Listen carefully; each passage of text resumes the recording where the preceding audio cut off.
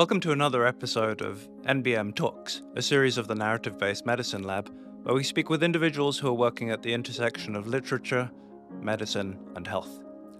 Our guests are writers, clinicians, scholars, artists, and advocates who are pushing the boundaries of what's possible in the field. Together we discuss how we can engage with narrative-based medicine principles and practices in creative and diverse ways. We hope you enjoy this episode.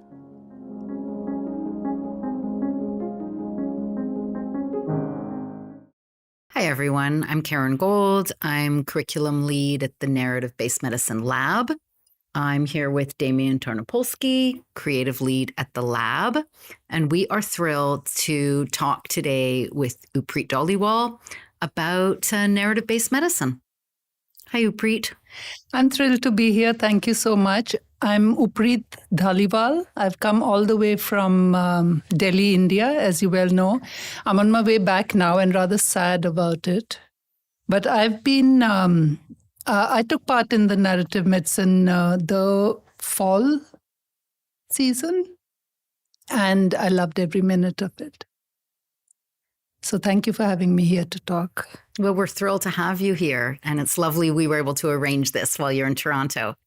Can you start off by telling us a little bit about yourself, your career in medicine, and what drew you to your specialty? In India, when you're about 16 or maybe even younger, you make this decision. And the decision is based on peer pressure. It's based on what your mother tells you. So I remember she's a fabulous mother because she brought me to reading. And she encouraged all of us to read, and which is why I tell stories. And she said, oh, you know what, Upreet, you have lovely surgeon's fingers. I must have been 8 or 10 or something. So I said, oh, that's brilliant. I mean, how fortunate. And I'm going to go on to becoming a doctor. That's absolutely my motivation. There were no role models. I had no idea what medicine entailed. I did not know what even ophthalmic surgery, I didn't know if I'd be any good. And I remember I loved, it was magical to me, the eye, when I was doing my undergraduate, we call it undergraduate medicine because it's MBBS. And then I had to make the decision, and ophthalmology was top of my list.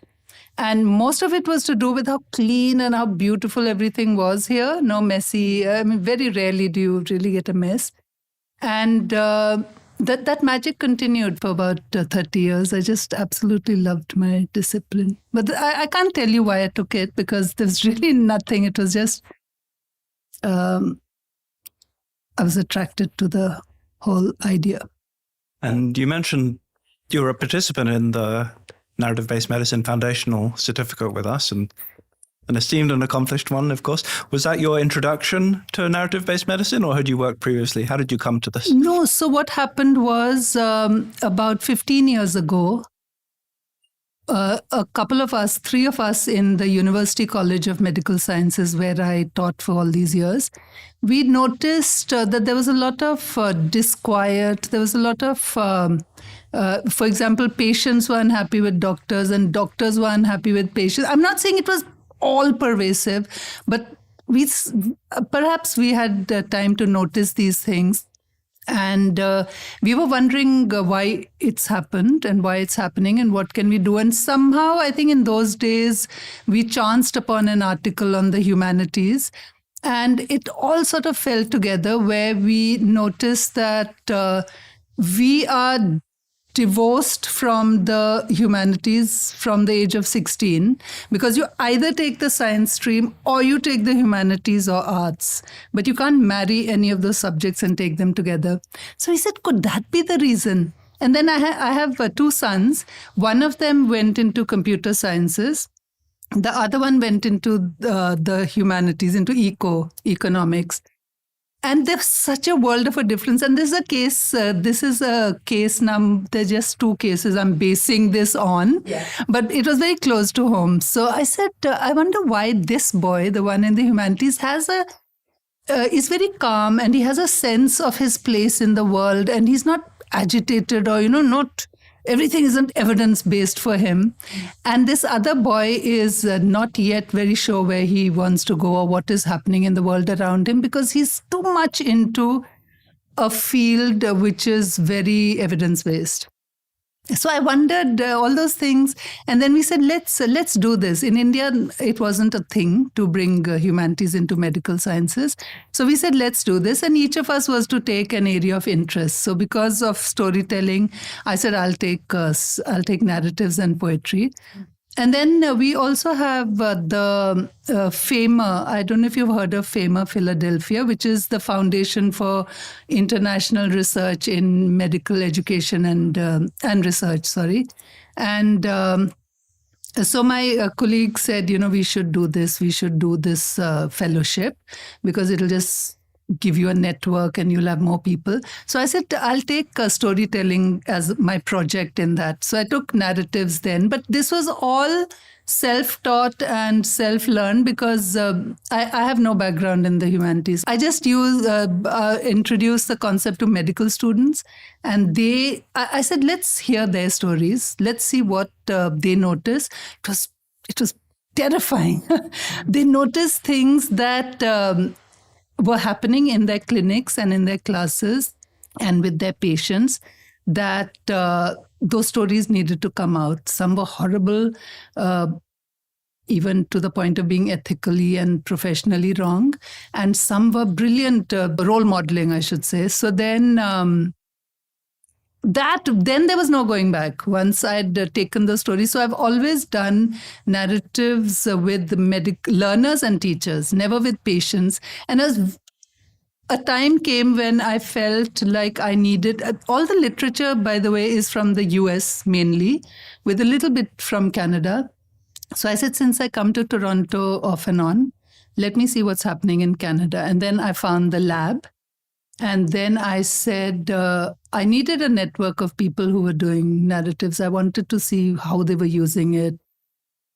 And so I learned a lot from the NBM lab. Thank you for that.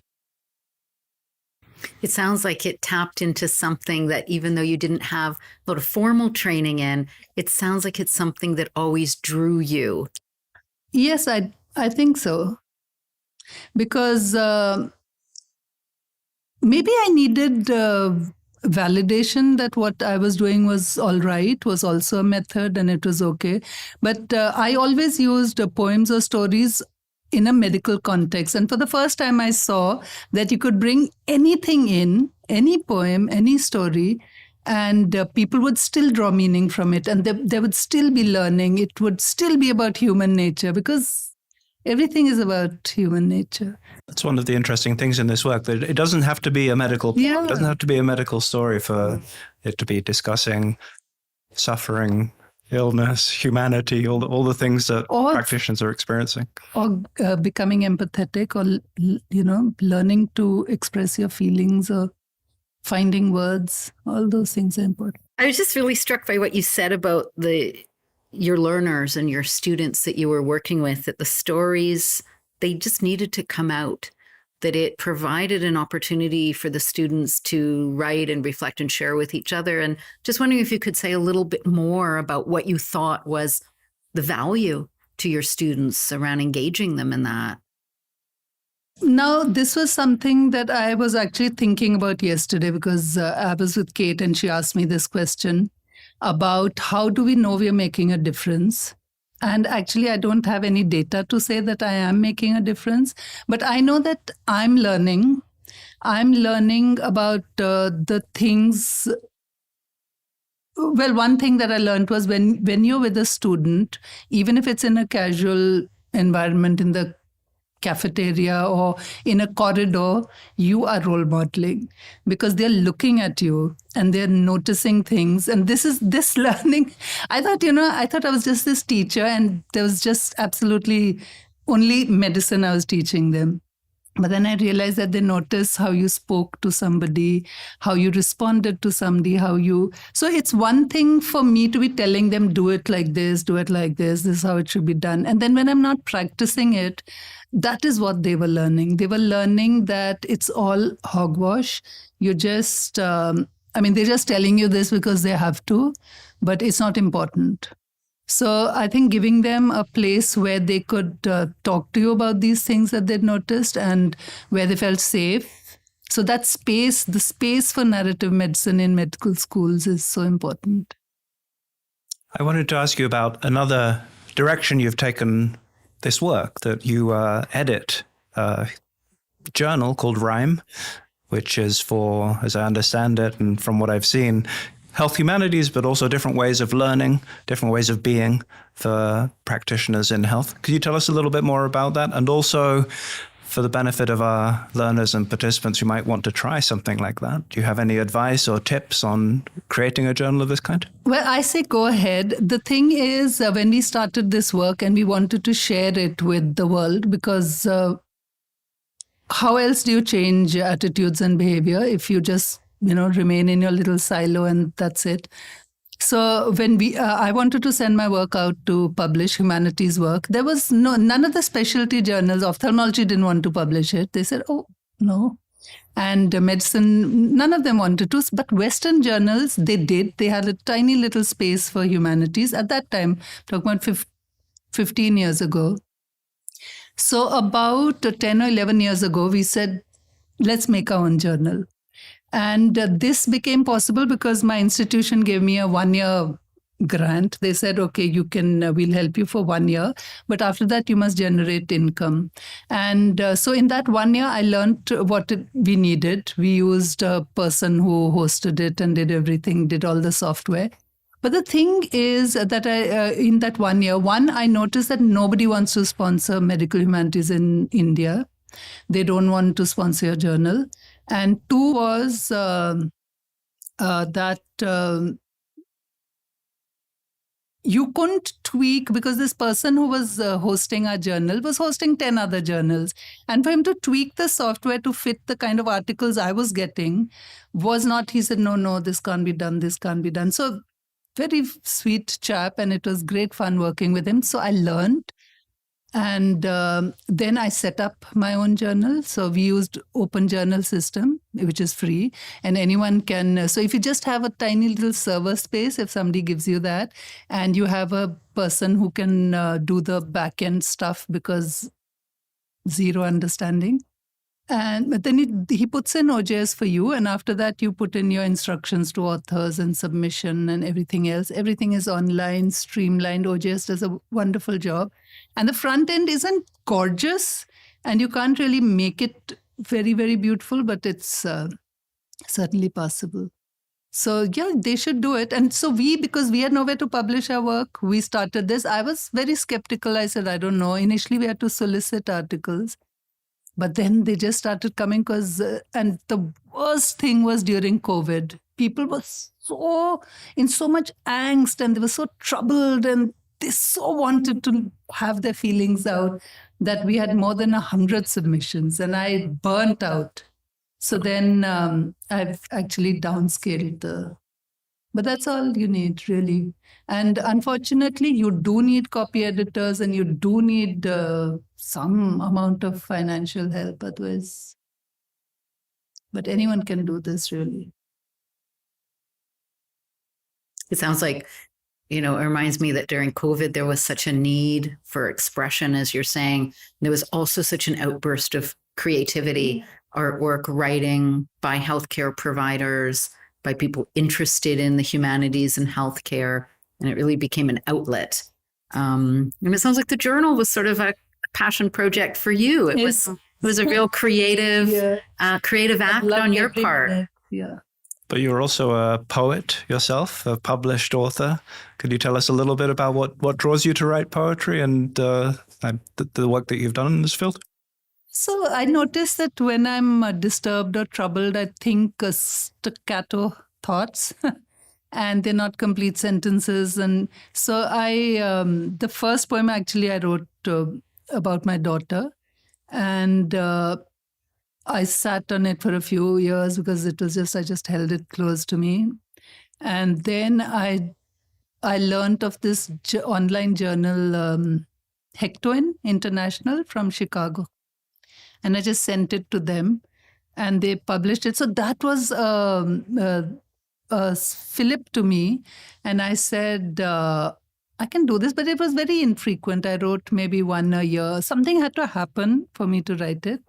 And then I found I had quite a collection, and some were frankly terrible. So it's not like they were some I couldn't even read out, or I just put them away. So this prompted me to look for, I was close to retiring. I took premature retirement because of burnout, if you please. And then I said, how can I get better at the humanities? How can I learn something new? So I applied to the University of Texas Medical Branch in Galveston for this visiting scholar program. And I offered to write poetry, which would look at ethical and professionalism issues in medical education. I wanted to use them to talk to students about these things. And they said yes. So I went there for 4 months. And that is when I wrote my book. It's thanks to the University of Texas Medical Branch. And then, so I sat there in that lovely office and I wrote poetry. And then I said, but then of course nobody wanted to publish it. I actually wanted to, and this is another thing somebody asked me yesterday, Kate. She said, don't you feel like explaining your poems? A little note or something. And I had initially wanted to give some context. Then my mentor, he told me, why do you want to put ideas into people's heads? Let them read and let them draw their own interpretations. And in the NBM lab, I learned that. People can just bring out emotions and ideas that I won't have considered. So to do something in isolation isn't quite the same as I could read a book in isolation and draw my own conclusions. But in a group, like our lovely group in NBM, it was such a lot of learning. So working together on the same story, drawing different interpretations.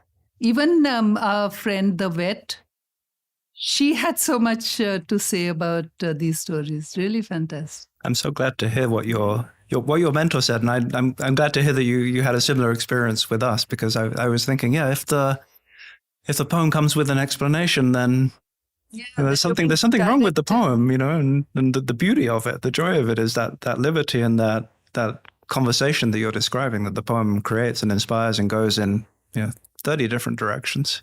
It reminds me that that's one of the really rich things about being in community, is that the meanings are so varied. And no matter how many times we might discuss a certain text, a story, a poem, people will see and read into it different things based on what they're bringing to that reading. So I think it's such a rich part of being in community, writing and reading and sharing with each other, as you're saying.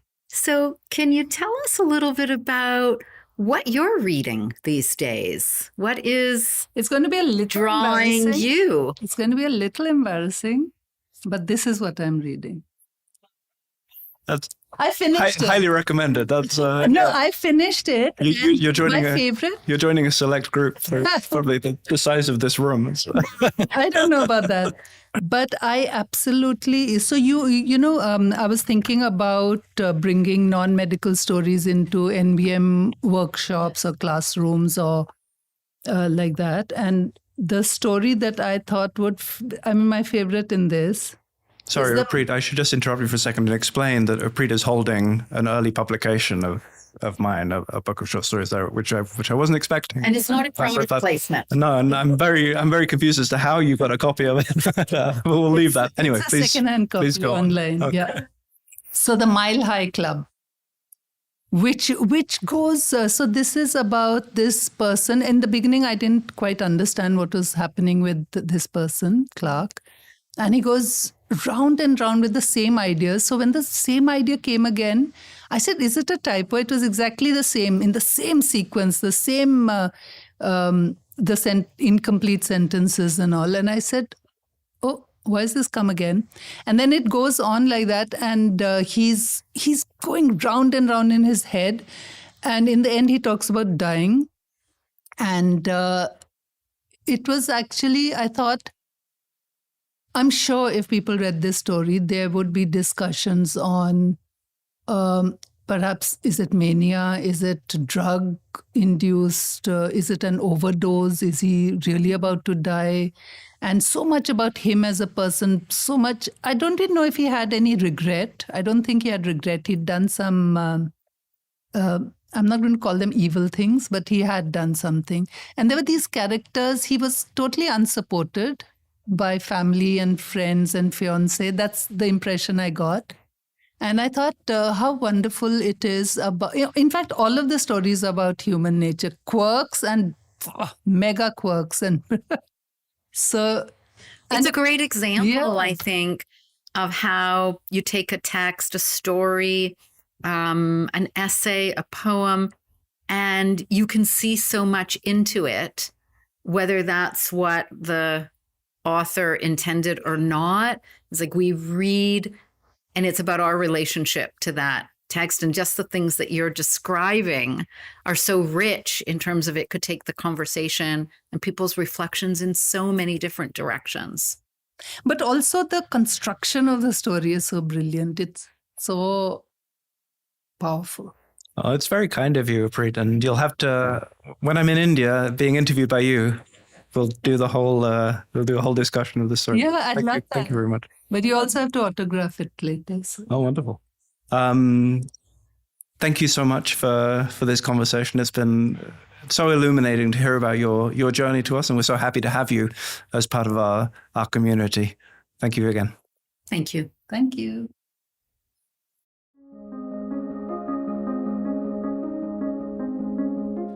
Thanks for listening.